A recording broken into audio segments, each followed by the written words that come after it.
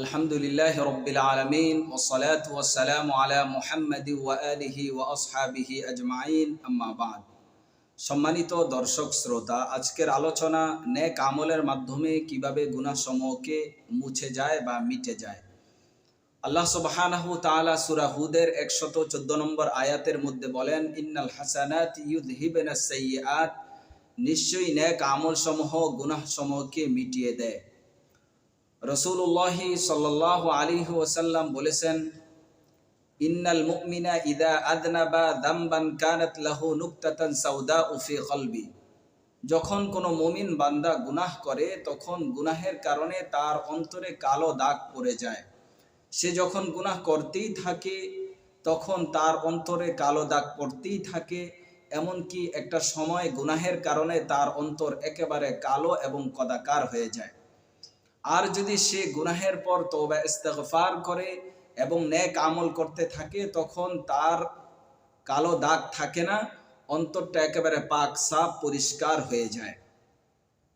এটা বোঝানোর জন্য যে নেক আমলের মাধ্যমে কিভাবে গুনাহসমূহ আল্লাহ রাব্বুল আলামিন মিটিয়ে দেন বা গুনাহসমূহ মিটে যায়, এর একটি সুন্দর একটি দৃষ্টান্ত রয়েছে। যেমন আমার হাতে যে গ্লাসটা রয়েছে, এই গ্লাসের পানি কালো, এটাতে ময়লা আবর্জনা পড়ার কারণে এটা কালো হয়ে গেছে।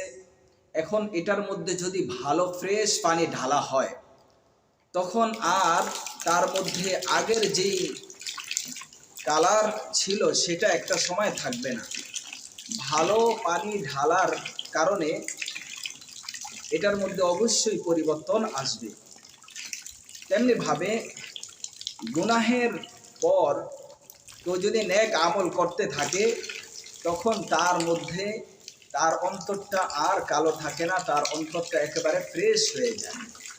যেমন এখন এই গ্লাসের মধ্যে ভালো পানি ডালার দ্বারা গ্লাসের আগের যে পানি ছিল, পানির যে রং ছিল, কালার ছিল, সেই কালার এখন নাই, কারণ তার মধ্যে ভালো পানি পড়েছে।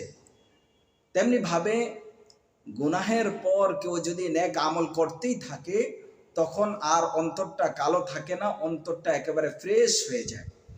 আল্লাহ রসুল সাল্লাল্লাহু আলাইহি ওয়াসাল্লাম বলেছেন, যখন কোনো মুমিন বান্দা উজু করে, সে যখন মুখ ধোয়, মুখের পানি ঝরার সাথে সাথে চোখ দ্বারা যে গুনাহ হয়েছে সেই গুনাহ মুখের পানির সাথে ঝরে যায়।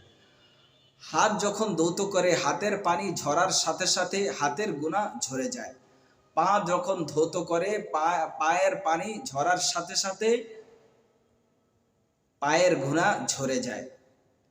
এই জন্য আল্লাহ রাব্বুল আলামিন আমাদের সকলকে গুনাহের পর নেক আমল বেশি বেশি করে, নেক আমলের মাধ্যমে আমরা যেন আমাদের গুনাহগুলাকে মিটাইতে পারি, আমাদের গুনাহকে মোছাইতে পারি। আল্লাহ রাব্বুল আলামিন আমাদের সকলকে তৌফিক দান করুন। আমিন।